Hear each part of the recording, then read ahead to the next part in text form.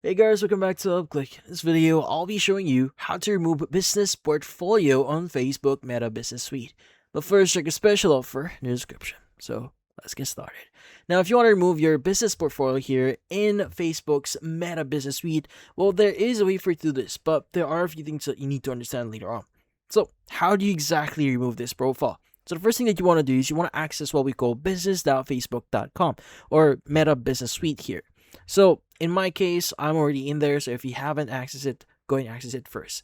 So once you are logged in, at the top left, you should see the logo. But that should also give you the option to change different assets or business assets.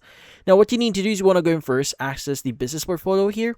And once you do access the business portfolio, at the right side of that section, you should see a business settings icon. So you want to go and click on it. Just make sure that you're accessing the correct business portfolio. Let's go and click on business settings. Now, once you've done that, you want to go to the very top here. You should see business info, and you want to go and select business info. Now, once you've done this, at the top right, just underneath your profile icon, you should see the option or button here that says permanently delete business. Now, if you're really sure, just click on delete business here. And from here, just understand a few things.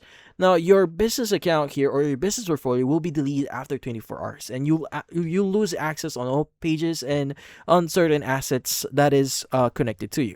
So in this case, if you want to proceed, go and click on delete portfolio. Wait for 24 hours. But if you change your mind, you go and re-access your account and cancel this. But that's about it.